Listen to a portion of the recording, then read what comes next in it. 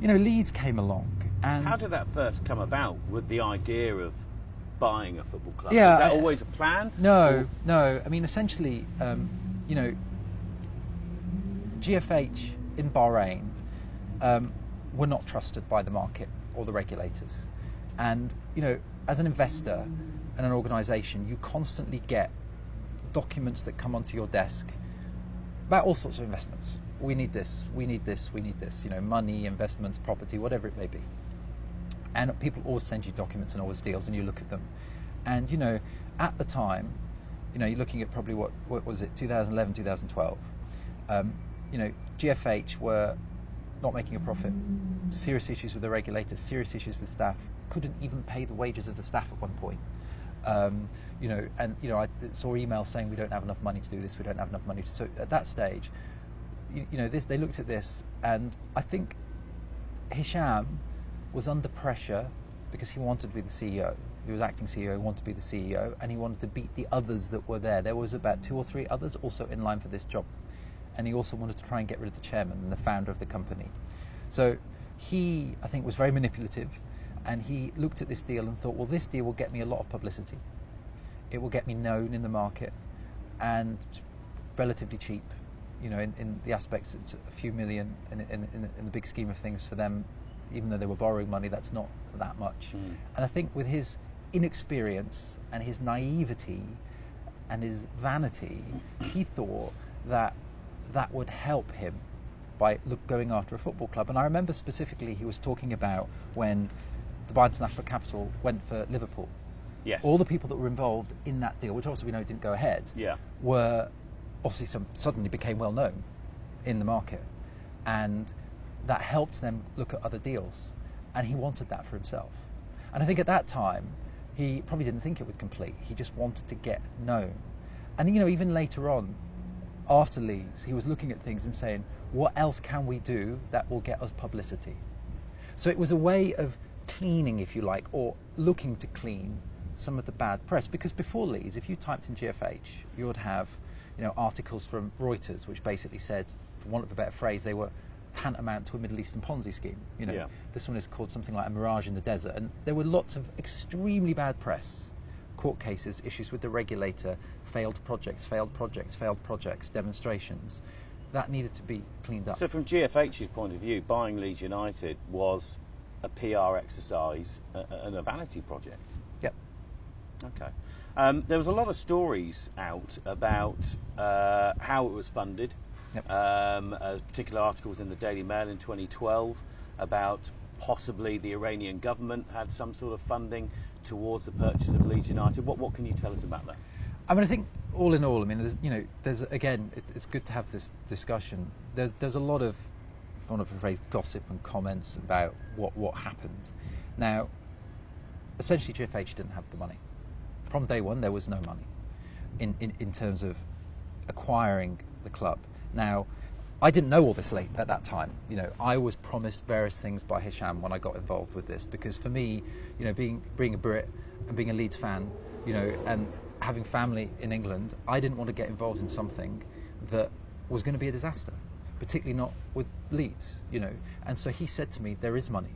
He said to me, we have investors. We have an investor in Saudi. We have this. All these things. We'll support you. We'll do this. We'll do this. And I remember saying to him, look, you've got to, because this is going to be a high-profile acquisition. And Hisham at the time hadn't really done any investments, full investments himself, ever. So, this is a naive and experienced person, in charge of an organisation, through luck, if nothing else, because he had helped to oust the founder, not really knowing what to do, not really understanding, certainly football, and not understanding England, and not understanding the law, as we now know with what happened to me later on. And, I said to him very clearly from day one, you don't understand how much impact this is going to have in the media.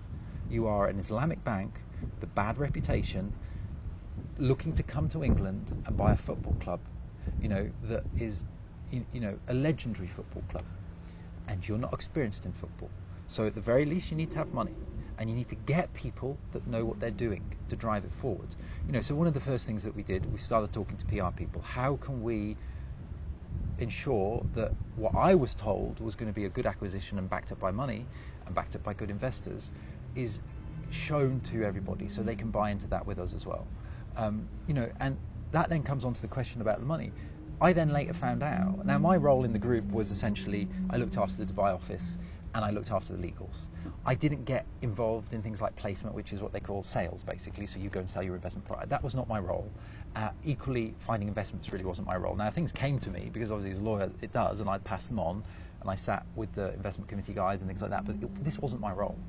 And then I knew there was a problem when all of a sudden I'm being taken by the head of placement, who is the vice chairman, and I'm being taken by the chairman and the CEO and Hisham to investor meetings where they're practically begging people that they don't know and have cold called for money. And this concerns me greatly. And I spoke to Hisham. How far down the line of being at Leeds United was this? This was before the acquisition. Before the acquisition. Wow. There wasn't the money. And things had become public by now. And I remember these investor meetings because it was embarrassing. The right preparation wasn't made. We had some professional investors asking questions which nobody could answer. Why do you want to buy a football club? What experience have you got? How are you going to make money? What's the exit strategy? Who's this big so-called investor from Saudi which you're supposed to have? And I knew that there was a problem then. So I had discussions with Shaman. I said, we need to have the money for this. And you need to have the money on day one. There needs to be support. You can't just do this, this, and this. And I was lied to, and I was deceived, So you were aware of financial problems even before you acquired Leeds. I was aware of the financial problems, but I was promised that there were solutions.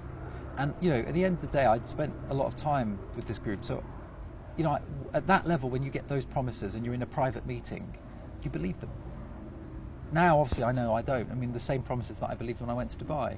The real issue that I saw, and this is one of the things that I was going to do when I went to Dubai, and I told them I was going to do it, was some money that was used from client accounts to buy Leeds. Now, this has been in the media. Some money was taken from a company called Nico, which is essentially the Iranian oil company. This is a company under UN sanction.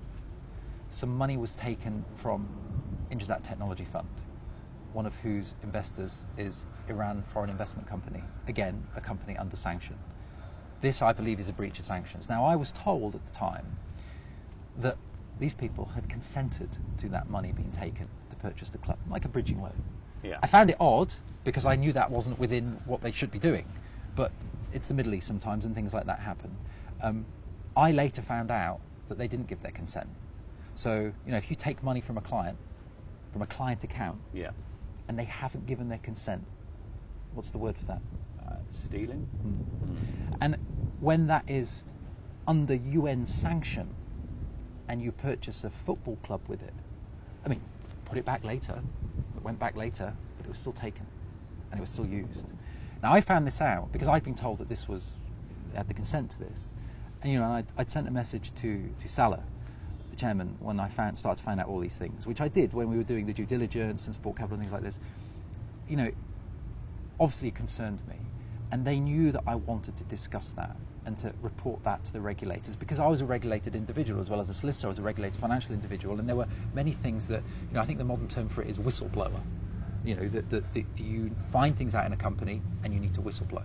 This is one of the things that I was going to do. I'm stupid in that I told them that I wanted to see the regulators about certain things, and I put it on a WhatsApp message, the famous WhatsApp message, and I think this message got out there somehow. That was a silly thing to do, right? And we all know what happened afterwards. But the fact that money was obviously taken from client accounts and from client accounts that were subject to UN and US and UK and European sanctions, I think suggests the severity of the problem. And that the fact that there wasn't money was the reason why it took so long with Ken Bates to negotiate, because the money wasn't there. So you would find, I was always told by Salim or Hisham, find a reason to delay the negotiations, because we haven't got the money. So I'd have to argue over a stupid point of law, which we really didn't care about, because we couldn't obviously go to Ken and say, Ken, we don't have the money. Because at the same time, there were other people interested that did have the money. And I still at that point felt that we would get the money. I felt that the Saudi person who they were talking to would come good. They were talking to the chairman of GFH, who's a billionaire, who they were trying to bring to Leeds. And we were all hopeful that that would happen, and that would have been fantastic, because there were good people with money and available. But I think they were put off by the inexperience, the unprofessionalism, the naivety, and for want of a better phrase, the corruption that was going on, And so we got to a stage where I then didn't want this to go through, and I think everyone will see that when it did happen, when the transaction... So you were against it going through before they bought Leeds United? From the beginning, I and a number of others said no. I wasn't an official investment committee member, but I was kind of a quasi-investment, so everything went to me because I was essentially one of the group lawyers, Yeah. Because their lawyer left, or was fired. So I had to sign off on a lot of these things, particularly because it came through GFH Capital. And I just said, look, no, we don't have the money. We don't have the experience, right? And this is not what we need to be doing at this time. And I say, even now I say we, because I was so used to, and this riles me a lot that I say we, so if I do it again, you have permission to punch me in the face. David, you're saying we, it's GFH. They didn't have the experience, so I'd said no, and even appointed Salim had said no. Everyone looks at Salim sometimes as being this crazed, envious, wants to be the famous one. But he had said no as well, and a couple of other people had said no, but Hisham wanted to do it. He just wanted to push it through. This Arab arrogance took over, and it was particularly when Preston Haskell became involved, which was the American that was involved in it became almost like a contract race. We have to do it, we have to do it, we have to do it. So ego took over, and all of a sudden all reality and sense was put out the window. And it got to the stage where, even though I was pushing for it not to go through, it was too late, and it was obvious that it was going through, and we were all trying very hard. And obviously, as you know, it went through, and at that time, I had hoped, and I know Salim had bought into this as well, we had hoped that, and I think Salim may or may not say this, probably won't because he still works there, we had felt, Salim and I, that Hisham had changed and now was going to put the money into the business that was required. He was talking about ridiculously expensive players, ridiculously expensive managers, and he had a vision, and he started to talk to people in the region that had experience of running football clubs. So there were some positive signs, and this was at the very beginning. Because at the very beginning, I mean, there was a lot of sort of posturing, and there was, yourself and Salim, I think it was after the Barnsley game, it's just after near Christmas, you sort of going around on the pitch, and there was a lot of things happening. But of course, then from the fans' point of view, it's all very, very exciting. You're seeing this a fresh start for the club, and all the fans got on board. But underneath, there's obviously still major problems. Well, I think, I mean, this is where the problems were. I mean, I know at the time, Salim and I, and I still do, want the best for the club, and as far as I was concerned, I worked, as people know there, I worked ridiculously hard while I was there to try and make things better, to try and improve things, to build on, what the previous owners had done, and, to bring new developments, new investments in. And Salim wanted that as well. Salim, we both genuinely wanted the club to get promoted. And we were constantly fighting with Bahrain about getting money, constantly, and every single way that we could, I mean, it got to a farce where we were trying to protect the players, the investments in Bahrain, that we would say things like, Sam's injured, you can't sell him, for instance. I did that, right? Because there was no way I was going to let them sell Sam for a couple of £100,000. So both Salim and I at the time were trying our hardest to protect the club and find suitable co-investors to come alongside GFH that had the money, that had the experience to bring that forward. But that became very difficult because GFH wanted ridiculous amounts of money for their share. They had to show a profit. Hisham, for his first big investment, he had to show a profit. He had to show he'd done it the right way. And, nobody was interested because the prices were ridiculous. Couldn't find anyone. And when someone did come in, the comedy of the naivety and unprofessionalism of those involved at GFH in the discussions just made people run a mile. I mean, I saw it so many times. We talked to GFH, not we, you didn't punch me. GFH talked to so many people about, and I remember the meetings, they were just in shock at the stupidity of everybody. And that puts people off, and all the main suspects that you see who've been interested and the media have talked about, they probably did have meetings and they probably were involved, or they came to Dubai and I sat in on some of them, but they were just flummoxed by what was going on. And that's was it Hisham's thought, do you think, even before buying, that he bought Leeds United to flip it on? It was just an investment, let's flip it on. Was there any what I mean, to say there The was thing with he Hisham, was talking to these big managers and everything, but at the back of his mind, he's an investment banker. Is he then just looking to flip this over? I might have changed the B in the banker with the W, but anyway. So I think at the time you've got to remember Hisham had not really had a very professional background. He'd come from some IT company. He's worked his way up. He got the job because he's a local, who his wife's father is, who's involved in the Central Bank of Bahrain. He didn't really know what he was doing, basically, and he was trying to rely on all these people which were telling him all different things because it was like a little fiefdom. Everybody wanted their own piece. So he didn't really know what he was doing. He was just pushing it through because he needed to do something. Otherwise he was not going to get the top job. So I just think it was complete inexperience. He really hadn't a clue. And I think at the beginning, what he intended was to get the deal, to bring in a big investor alongside GFH. GFH would keep a stake, to bring in, and he would manage that for the big investor. And that's kind of what they do with all their other properties or their other investments or whatever it may be. Find something that's great. Bring in investors that take 90-80% of it. They take a little bit, which ultimately they get for free, and they run that investment for the investment. Typical private equity. Yeah. And I think that was what he had intended to do, and I think probably at the time he had talked to somebody that was interested. But I think the fact that he hadn't really done very many deals, and obviously as a lawyer, been a lawyer for a while then, I'd done countless private equity deals, and Salim similarly, but I think things changed when he realised it was quite hard to sell that. I think his naivety brought him to the fact that, it'd be easy to sell it to investors, but of course it's not. Yeah. Football clubs generally don't make money, and it's a difficult sell in the Middle East, a football club that doesn't make money, or that is making a small amount, that wasn't in the Premier League. It should be in the Premier League. We all know that. Yeah.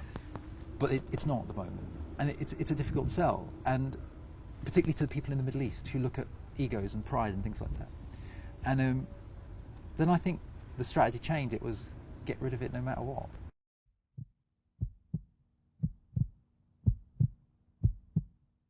Constantly changing. 1 week it would be, we're keeping it, build it. We're keeping it full stop, build it, have some money, here's some investment. The next week, something's happened. He's, had an argument with the regulator, had an argument with his wife, whatever it may be. Yeah. And this was, I think, one of the most embarrassing situations